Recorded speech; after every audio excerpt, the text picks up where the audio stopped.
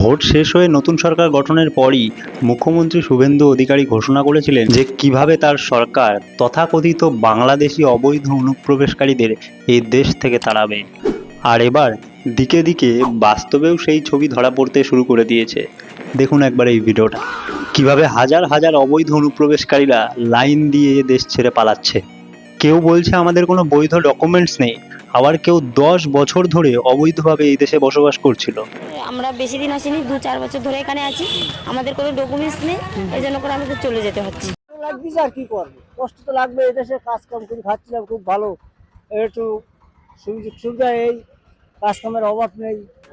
আহারে চাচা, ঈদের সময় এভাবে টেইটোপলা গুটিয়ে পালাতে কার না কষ্ট লাগে বলো তো।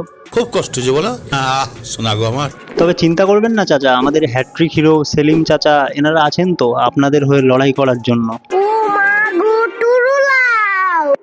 Too many thoughts on my mind.